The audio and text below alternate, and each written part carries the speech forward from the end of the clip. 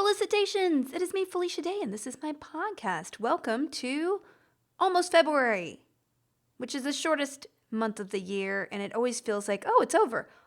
Don't we get one extra day this year? It's leap year? It's that weird, I don't know. Leap years are very odd to me. I always feel bad. What do people do when they're born on a leap year? They don't get a birthday, or are they just for a fourth of the age of all the rest of us, which is actually kind of cool.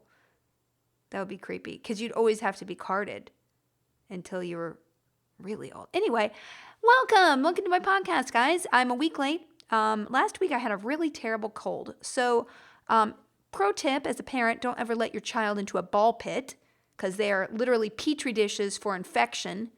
I'm not kidding. I can trace every cold that I've had for the last 3 years to a ball pit. 3 years, y'all, because it was also Calliope's birthday. Yay! I am the mother of a 3-year-old, which I don't understand how that works. It is weird.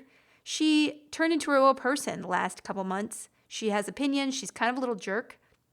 And I could see her as a person versus a baby. And it makes me sad because I see her kind of doing her own thing and struggling and kind of forming her own opinions.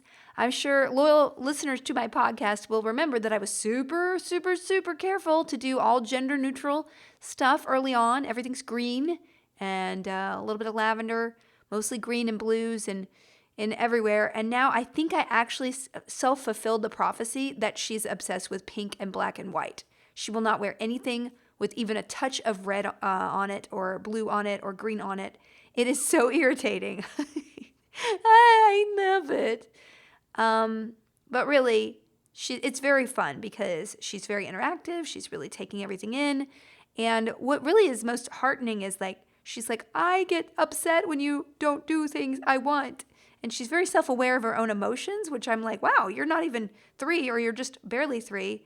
And you're probably more astutely in touch with your emotions than I am after years and years of therapy. So let's keep that going if we can. So we had kind of a birthday extravaganza. Her birthday was on Saturday, the 25th. So I decided to take her to Disneyland the day before her birthday because that was the last day she was free.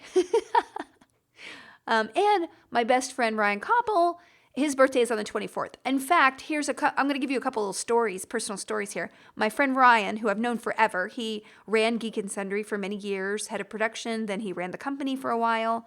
My oldest friend, I actually picked him up off the internet because I saw a web series that he did in 2008 and I admired it so much. It was called Reese and it was this great steampunk kind of thing done for very little money and it was really cool and I just emailed him and he moved to LA and we became great friends and I was like, can you run my company, the production? And then he turned into a CEO and then he went and did his own stuff and we're still working together over 10 years later. So when the baby was supposed to be born, I had to have a C-section because I had my placenta was over the opening, placenta previa. So basically, if your placenta comes out before the baby, it can burst and then you bleed to death. So thank goodness for modern medicine. So I had to schedule the C-section. And so when I went in to schedule it, they were like, well, you can, so basically a week before your due date is the 24th. And I was like, I looked at my calendar. I was like, well, I can't schedule on the 24th because that's my friend's birthday and I don't want to take his birthday.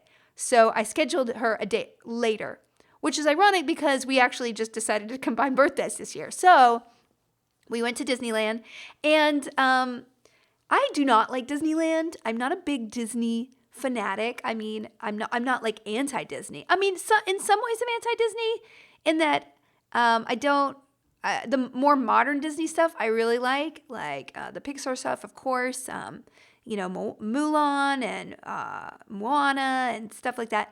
Those are some good female role models for Calliope. The older ones, I'm just like, you're trash. It's just really bad. And, I'm not really into princess culture because, why are we encouraging all our girls to be, inherited wealth, right? And always want a prince to save you. Anyway, getting on my soapbox. Of course, now she's going to be a princess because I'm going to... you want the opposite of what your parents want, right? I don't know. I wasn't like that, but she is obstinate as hell. So anyway, Disneyland, I haven't taken her yet because I'm not a fanatic, and it's fine. I totally respect people who love Disneyland. I love seeing other adults there with their Disney ears on. I wanted the Chewbacca ears. I forgot to buy them, but I really wanted them because they were super cold. Now that Star Wars is there, I have a home there. But anyway, we did take her, and I don't have a really good history with Disneyland. I was too poor to go to Disney World ever, even though my great grandmother lived in Ocala. So we went there a lot, but we just never went. We didn't have the money to buy the tickets, to be honest with you. So never got to go as a kid. And then for Disneyland, I had been twice in my life before last weekend. And the first time was the lines were so long. Second time, I was with a famous friend who had hired a docent. And you might see people just cutting up the exit line to cut in front of everybody because they paid a lot of money to have, line cutting privileges. And so I was with that in a big group. And it was cool because I got to see some of the things I never waited in line to see, like the, Haunted Mansion and all that stuff. But halfway through the park, after the Alice in Wonderland ride, which I'll never forget, I got a call from my partner sobbing because my dog Cubby had passed away. He had to take the dog in because his legs didn't work anymore, and they had to put him to sleep. So I start sobbing, like huge racking sobs, right in the middle of Disneyland, right outside the carousel. I remember the carousel whirling as I was just like, and everyone was like, oh my God, Felicia, are you okay? I was like, no, my dog died. And then the docent I don't know, I don't mean to paint a picture like she was mean or anything, but she very quickly escorted me to behind the scenes. And I really feel like she didn't want people seeing me cry at Disneyland. I honestly have that in my heart. She's a very nice person, but I think maybe there was corporate policy, like no criers. At any rate, we cut to the back, and I'm sobbing as I'm walking behind all these sort of like stand-up fronts of Disneyland, and I'm seeing the behind the scenes of it. And it's just like 2x4s, like propping up wood, and people smoking, and it just people eat dirty dishes being wheeled over, and I'm sobbing and walking as quickly as I can to the entrance so I can just get the hell out of there. So, it wasn't the best, most auspicious experience at Disneyland, so I didn't really want to go back. But, like I said, it was birthdays, Calliope's birthday, she was free last day, and so we went, and it was lovely. She doesn't really know the characters because she doesn't watch screens. I'm pretty adamant about her not watching screens. I let her play iPad for 15 minutes a day, and she plays games. She loves her games. But for TV and stuff, I haven't really cracked that open because I feel like once I open it, she's just going to want to watch TV all day. So maybe later this year, she can watch old Mr. Rogers or Sesame Street or something. But anyway, I'm pretty strict about it. So she didn't really have any contests except for she knows Anna and Elsa because I read her Frozen books because she really, I read her an Olaf book, and so she wanted to know more about the characters, and she loves Anna and Elsa. She considers herself an Anna because frequently in the books of Frozen, spin-off books, Anna is messy, and she goes into her room and throws everything on the floor, and she's like, look at me, I'm messy. And then I have to clean it up. Oh boy. Anyway, so she's very shy, she doesn't like characters in outfits at all.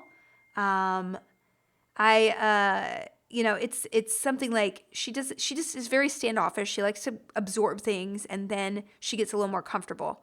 But sorry, that was a text, but I don't know how to cut this out. So you're getting a text. Sorry, it's me, not you. That wasn't appealing for her, but she loved the rides. Oh my gosh, she loved the most obnoxious, violent rides. The teacup ride, I've never seen her smile so hard. The little roller coaster in Toontown she loved. She loved all the story ones. She loved The Little Mermaid. She loved, and The Little Mermaid is like not a story I would ever normally read to her because, come on, Ariel, get your shit together. Or sorry, get your crap together, Ariel. But I basically just reinterpreted a ride. So you go through, it's very scary. Ursula's there, and I'm like, that's the bad guy, but it's cool. And then, the prince comes. And it's just like, ugh, it's so hockey. I'm just like, oh, you want legs for a dude? So anyway, I just the last little picturesque thing they have is them getting married. And I try not to emphasize any of that. Hey, and you get married and that's the goal. Cause to me, that's not the goal in life. And I'm not sure that she needs to know that at 3, that's a goal for her to want to get married to a dude and get legs. So anyway, I was like, and then she got a leg party. She had a leg party. That's why they're celebrating. It's not a wedding. It's a leg party. So that's in canon, all right? If you go to the Little Mermaid ride at Disneyland. It's just the ending is a celebration for a leg party. Okay. So, but it was really, really fun. And the new Star Wars world, it's amazing. It kind of feels like a Star Wars mall because there's not a ton to do there. But I'm hoping they add more rides. We didn't get to go on the brand new ride that opened just last week because we didn't have tickets. But it was really cool. We got the blue milk, which is delicious. And as a gift, my friend Annie and I split a lightsaber for my friend Ryan as his gift. And it's really cool. They do the whole ceremony. You get to design so many pieces. And I'm going to do it for my birthday. So I've already committed going back to Disneyland this year. So I guess I'm not hooked, but it was very fun. The great thing was that when we left, Calliope was like, now I want to go back to Legoland. I like Legoland better. And I was like, I think Legoland is better for like younger kids. Also, you can build Legos everywhere, which is pretty fun for me anyway. So that was it. Yeah, it was. And then the next day I took her on her actual birthday, I took her to the LA Philharmonic and they had Peter and the Wolf playing. I was able to get tickets through a friend of mine from college who manages a lot of very famous classical musicians because it was totally sold out. But I was like, oh my God, this is the exact gift I want to give her. So we had a wonderful day listening to classical music. It was so fun. She turned to me and she said she wanted to be an oboe player when she grows up, which was awesome. And then we went to Grand Central Market, which is this great place if you ever come to LA. It's like it has all these food stalls that are incredible, and the food is awesome there. The ramen is delicious, and the Thai food, and the ice cream, and it's just really fun, and it just felt very festive, and yeah, it was really great. It was a great weekend, and so now I own a 3-year-old, and they do say 3-nager, and it's right, man. It is something. Oh, yeah, and the weekend before I went to Cirque du Soleil, the new one, which is incredible because they have bikes and they have jump rope and they have this woman who literally swings around on her hair. It is incredible. Volta, I think is the name of it. I haven't been to Cirque du Soleil in 8 years. I think I went to Vegas and saw the Beatles one, which is amazing too. So it was great. And seeing, I guess this is the thing about parenthood. Like, even if you've kind of been there, done that, seeing it through a kid's eyes is just so wonderful. It's kind of like when you introduce a friend to something. It's actually the delight I got when I used to do Geek and Sundry videos. So I would introduce tabletop to people. I would introduce tabletop games to people, and I would help at least. I would help do that with the shows that we made, and Magic the Gathering, and D&D, and various video games. And, that was really the delight that drove a lot of my career. And I miss that a lot. And now I'm able to get that kind of with my kid a little bit. So it's really fun. So that's it. And I went up to do Voyage to the Stars. If you guys do not listen, check it out at apple.co/voyage. It is an improvised sci-fi comedy. And we did a live show with my friend Iffy Nwadwe. And he's so funny. He's actually going to be hosting a daily show on Twitch now. I'm not sure. Is it weekly, daily? I don't know. It's something big. And I'm really excited for him. So he's just incredibly talented, and I'm so happy for him. So very cool. And other than that, it's tons of stuff and being sick, very sick. I've been trying to, I did a consultation with a gastroenterologist who does herbs and things like that as well.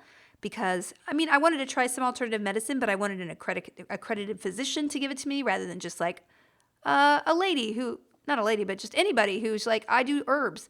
I'm kind of skeptical about all of it, especially since it's not regulated, but I did try a couple of things, and I do notice, pro tip to those acid reflux people, that digestive enzymes have been really working on my stomach, and I try pretty much everything. A couple of the herbs, the ginger and the ashwagandha, I stopped taking because the ashwagandha I thought was not very good for my sleep. And then the ginger gave me acid reflux, which is ironic because it's supposed to cure it. But hey, I'm weird. But the digestive enzymes really helped. So thumbs up to those. And that's been really good. So, I feel like 2020 is going to be not as bad a health year, hopefully, as last year because it was a real struggle. Mental health and physical health. So I'm feeling good, man. Other than that, I'm just writing. I'm writing. I have a project that I'm hoping to turn in February, mid-February to late February. And it's something that I'm working on for a long time. And you guys will be able to enjoy it later this year. And once that's done, I am excited to do a little more acting. I have an acting project coming out in April that I can't talk about, but it'll be really fun. Very proud of it. And another thing that I'm going to be doing that will be coming out around then, April, May. So busy, y'all. So busy. And yet always there's a voice inside of me saying, you're not doing enough. That is a bad voice. Before I get to other things, let's say, oh, yes, I have 2 conventions I've announced, but I have signed contracts for several. So I have committed to myself to many places, way less than last year, but a handful around the country. I will be going to the Supernatural Convention in Chicago in June, and I will be going to Klexicon in Vegas in April. And it is a LGBTQ plus women, trans, and non-binary fan convention. And I'm really excited about it. It'll be different from other, it has a film festival. I think it's really cool. And it'll be in Vegas. So it's always fun to go to Vegas. So check it out. And let's see, I'm pretty, that's it. I have to say that my consumption has been really super low because Calliope's been going to sleep really late. I've been working with some co-writers on this project, trying to buff it up. I got some friends helping me. So we've been working at night. So I have not consumed anything in like 3 weeks of note. And that's really sad. I am still obsessed with Greek mythology and Greek literature. I finally finished the Iliad, which was not a light read, y'all, but super, super, super, super enjoyable in that I've learned a lot about other things through reading the Iliad. Just a lot of history that I knew, but I didn't add up. And also it's kind of led me down a rabbit hole of, I'm still passionate about this. So I'm not sure I'm going to be sharing anything that other people are going to want to read for a while. But I'm just obsessed with it. So I read a book called The Trojan War, A New History by Barry Strauss. And that book kind of explained why the Trojan War could actually have happened, like what proof there is out there that it actually could have happened and how it would have happened and why it would have happened. Like it's not just about a woman, being, taken or leaving. It really was about her, the possibilities of her taking the whole treasure of Sparta, and also the tension between like 2 regions. And it's really interesting about how they use the Iliad to kind of as a source material to prove that the Iliad could happen, because it was actually quite historically accurate for having been written hundreds of years after the actual Bronze Age time. So super interesting book if you want to kind of understand that a little bit more in depth. I'm trying to read other books of the ilk. I have the Aeneid.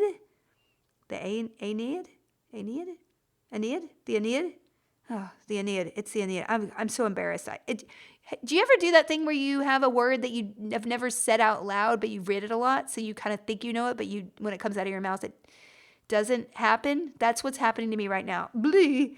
So anyway, I'm going to dive into that, and I just love to read the history of the time. I'm kind of passionate about that right now. So I have some other books that I've downloaded, but I really do need to keep my non-Greek and Roman history nerd going on for you guys and for myself. I'm making my way through The Gendered Brain, which is fascinating. Gender and Our Brains by Gina Rippon, to be precise. It's really fascinating. I love the way it's debunking. I'm kind of a third of the way through, and it's debunking a lot of the research and actually showing, how chauvinist the research, when you set out to research something, you have to kind of set out with an assertion, right? And so how the assertions, trying to kind of prove their theory were it's all based on kind of chauvinism and trying to prove that women are inferior and using science to kind of justify that. It kind of shows you that, science can be used to justify things that are not necessarily accurate in a way. And you could cherry pick facts, but we all know that, don't we? Because we live in our times, especially. And so there, and then The Ninth House by Leigh Bardugo is still on my on my table. So I'm hoping to get through all that because I will have a little bit more time to read this week.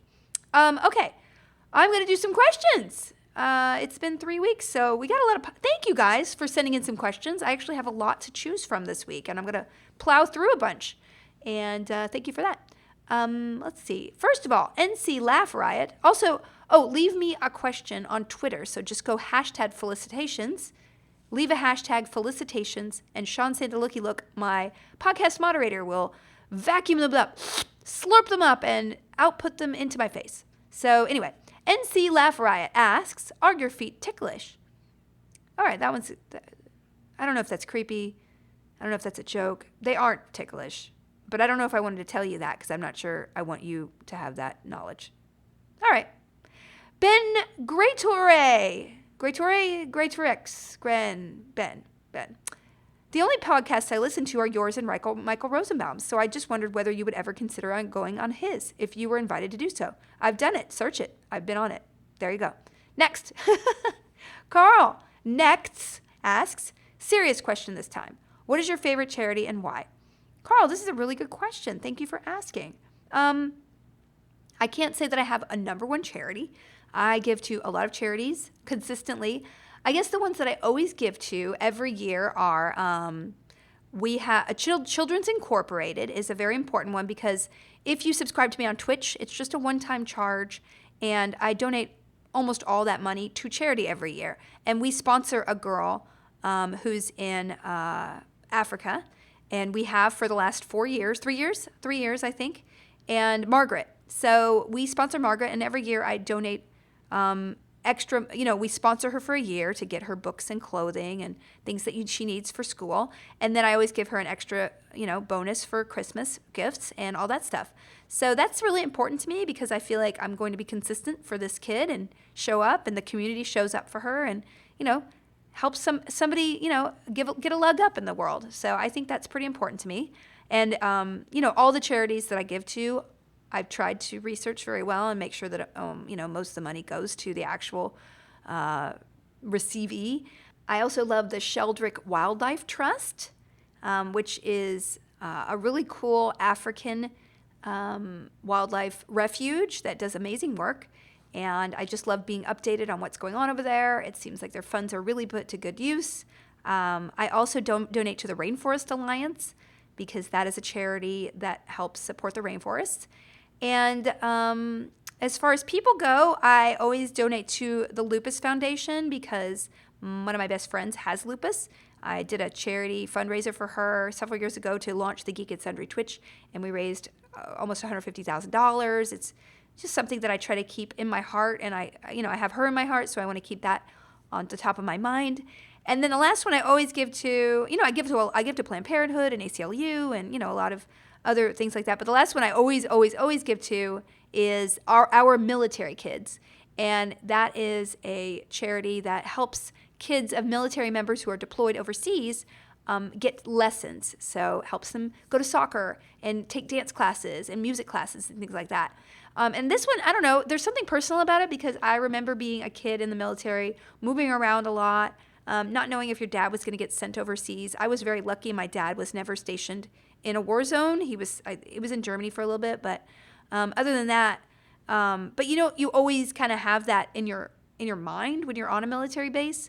And so to me, any kind of stability and encouragement we can give kids who have to kind of be exposed to that frightening, thing about their parent is really cool. And I don't know, that's just close to my heart. So thank you for that question. Let's see, next question. P. West asks, this was our temperature yesterday morning in northern BC, Canada. -35, wow, with a wind chill of -53. That is Fahrenheit, y'all. Oh my goodness. What is the coldest place you've traveled to? Wow. Okay, well, P. West, I cannot compete with anything like that. The only cold place, I never saw snow until I was 20. I'm not kidding. After I got out of college, I went to Sundance, and I went to Sundance to watch movies, and I was so excited to buy a knit cap. And I remember seeing snow for the first time and running out to to the street and being like, oh my God, I'm going to do a snow angel. And I laid down and in my jeans and did a snow angel, and I got so wet. My butt got so wet and uncomfortable. And the rest of the day I was like, I hate this. So honestly, I have never been in a prolonged period of time in snow at all. I think it iced over a couple times when I was a kid, but I don't think it ever snowed in Alabama or Texas or lower Mississippi. So I really have no exposure to coldness. So I don't know how people live. Like, I don't think the way that I was raised, I'm so thin-skinned. I bruise like a little peach, y'all. So I couldn't live up there. I just don't know. You know, I mentioned this before, but when I went to Edmonton, there was a woman there who has been barefoot for the last 3 or 4 years. I forget her name, I'm sorry, but I did mention it in another. I'm sure it's on the Wikipedia. Go to felicitations.fandom.com and search feet, and you'll get this podcast and another one. So, and she's been in like really cold with no shoes on. So I don't know. I always think, I want to live in Portland one day because I really like that city, or like in the Pacific Northwest. I feel like my heart is kind of it feels very comfortable in that part of the world versus other parts of the world. Outside of LA, that and Spain are the places that I feel most comfortable. But then I think, it's gonna get cold. And then I'm like, well, you could winter in LA. I can't do that. Anyway, let's see. Richard Gagnon asks, have you gotten your daughter a whoopee cushion yet? There's even one that self-inflates. I'm guessing it was invented by a man. Well, I don't know why that. I fart like a trumpet most of the time. Sorry. Wait. Listen. Recently, I just realized that I'm lactose intolerant. So I kind of developed it after I had a baby, which is weird. And so when I had this consultation with this gastroenterologist who's also, does integrative medicine, which means like natural stuff, he was like, well, you should stop having lactose. And I was like, oh. And then it actually worked. So that's TMI. What are you doing, Felicia? This is why I should not do this podcast. It is just unedited and unneeded. So anyway, yes, I got her a whoopee cushion for Christmas, and here's the truth. Here's the sad truth. I broke it. I broke it. I blew it up, and she sat on it, and I had to kind of help. She wasn't heavy enough to really make it fart. So I did it a couple times, and then I sat on it really heavy, and I was like, we were having so much fun and laughing, and I was like, I'm going to do it. And I blew it up, and I sat on it really hard, and it popped. It popped, you guys. I broke the whoopee cushion with my butt. Yep, I did that. So I don't know. She cried a lot too. It was not good. Okay. Let's see. Sarah the Pearl asks, how do you choose which conventions to attend? What are your criteria? Well, Sarah the Pearl, thank you so much. Well, I have a convention agent who gets me offers and things like that, and fields them. I am very lucky to be popular and be able to go to these conventions to support myself and also support my fandom and my community. And you guys get to support me, and it allows me. I would not be here without conventions. The Guild was built on me showing up, handing out DVDs, going as a guest of Buffy, giving people free Guild DVDs, building word of mouth. That was literally, online. I mean, it's really an online story, but I have to say the offline story of the Guild, I think, is as important, because that face-to-face connection between people really got people to kind of try something that was new in a way. So anyway, I love conventions, and I just love meeting people. I enjoy meeting people outside the Hollywood bubble who do interesting things like own a chimpanzee rescue, or are genetic scientists, or I remember one guy who was a food scientist, and his job is to just figure out how to make food preserve a little bit better. I was just like, this is fascinating. Your job is way more interesting than mine. So it's just such an awesome thing. So basically my criteria is, if I haven't been there in 2 years, I usually skip a year, so I don't go to the same city 2 times in a row. So I haven't been there in a year. It's a place that I've never been is always more appealing, because I love traveling, and especially with a baby, I have no excuse to travel unless it's quote unquote work related. So I used to take a couple days and go early, but this, now I can only just go in for work. So it has to be a place where I can go out to have dinner and kind of see a different part of the world that I haven't been exposed to. I've been exposed to a lot of places I wouldn't know that I like Richmond and Raleigh and Denver. Like I've discovered a lot of cities in this country that are just really cool through going to conventions. So that's it. And also, sometimes I do base it on other people who are guests, because I just don't see some of my friends sometimes. And I'm like, oh, Will's going. All right, well, we can have dinner. Let's go. So that's kind of the criteria. I always try to make sure that they're conventions that treat fans really well. If I hear something bad about the way it's run, I tend not to go to those places anymore. Or, if I feel like they're not treating their volunteers well, because really conventions owe all of the function of the conventions, it's mostly about the volunteers. If you don't treat your volunteers well, like that's not cool. Not cool for me. So yeah, hopefully I'll see you guys at some. I will be announcing a lot more in the next several weeks. And, like I said, it's not nearly as many as last year because I'm just trying to get more work done to be able to show you guys when I go to conventions. Okay. Jeremy Reimer asks, what do you think would have to happen for independent video to become a thing again? Could the equivalent of the guild happen again today? If not, why not? Jeremy, I feel like it could happen. You would have to appeal to a certain demographic on the internet, because the internet would need, the native internet would need to make it a popular. It's not going to get made through Hollywood means. Hollywood has kind of co-opted web video. I mean, there's this thing called Quibi coming out, and I haven't ever even had a meeting there, but, basically they're like, we're reinventing video. It's 10-minute videos that add up to a larger story. And I'm like, oh, okay, I did that in 2007. But it is, but their budgets are millions of dollars. So, it's hard for something that looks really lo-fi to succeed. But honestly, it really is based on a zeitgeist. So if you are speaking to a demographic that isn't being spoken to on television, there's where your sweet spot is. Like really specific stuff. Like if I was going to start something now, I might aim it toward, role playing or something like that. I might aim it toward sneaker culture or something like, something really super specific is the only way you can pop out, because then you can figure out where to find your audience online. It's certainly a different world. I couldn't, every time people are like, bring back the guild. And I'm like, well, people don't really play MMOs anymore. That's not really something that's part of the zeitgeist or part of the vernacular of even gamers anymore. So the world is different. And so you kind of have to look at the world around you and also look into yourself, look into your heart and be like, well, what do I love that isn't really being represented?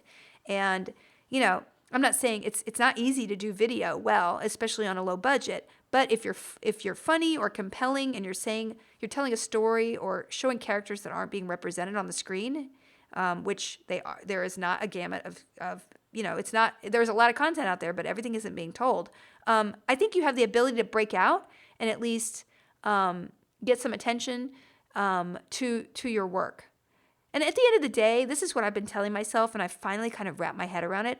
We're all artists, right? We're creators, and we need to tell the stories that are wanting to come out of us, not just because an audience will like it or a Hollywood person will hire us because of it.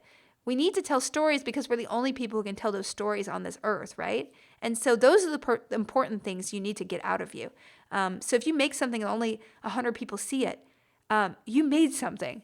And you might have affected somebody in a way that transforms their life. You'll never know unless you put things out there.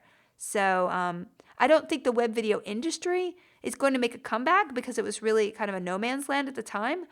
That's where podcasts are now, except they're being completely co-opted by Hollywood too.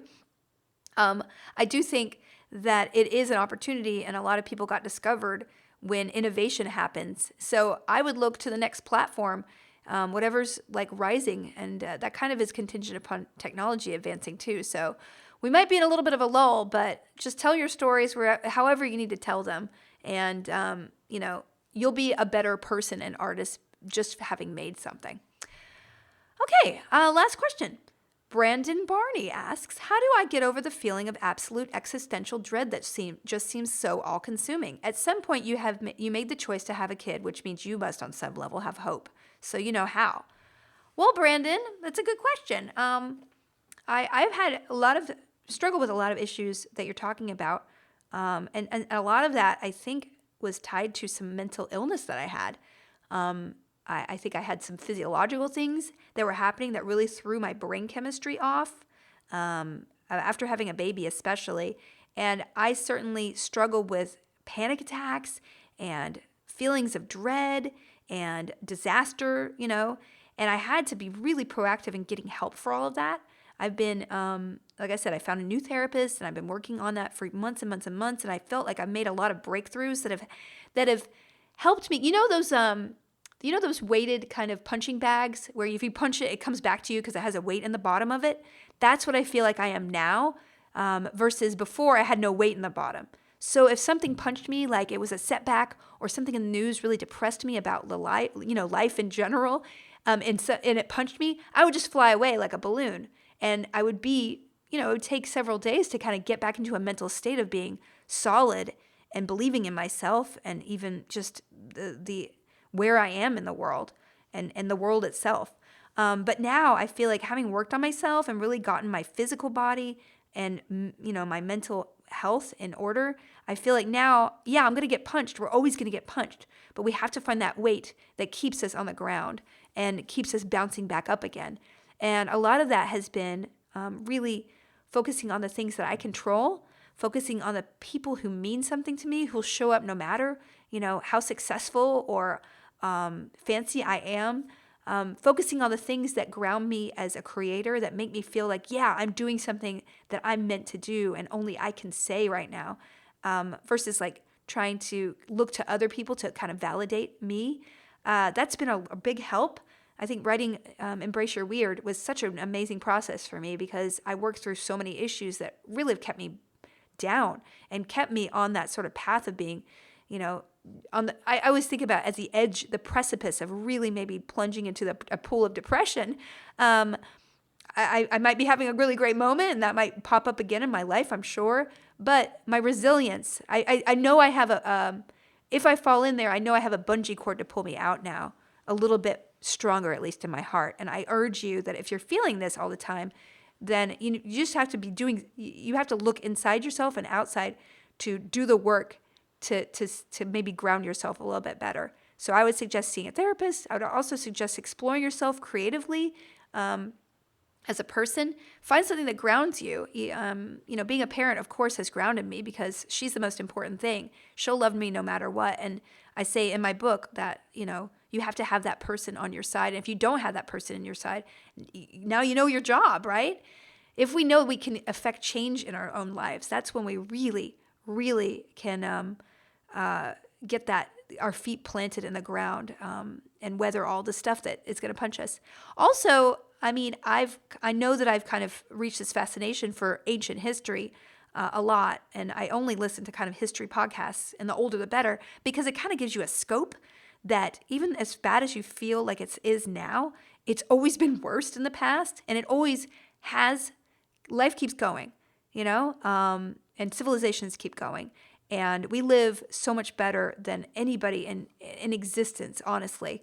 And so, we have our own problems that are not the physical problems that humanity had in the past. And so in the end, we will weather the storm. It's just about figuring out how to anchor yourself and not just blow with the wind. All right, my analogies are getting bad, so I'm going to bail. Brandon, best of luck. And that's it, guys. This is my podcast. I hope you guys subscribe. Leave a review if you like it on iTunes. That really helps me. I will continue to sporadically be doing these every 2 or 3 weeks, and I really appreciate you guys supporting me. I will see you somewhere in the country or online, or on the Discord at discord.gg/Felicia Day. It's an awesome chat program where you just log in and you can just meet a lot of awesome people. So I'll see you later. Bye.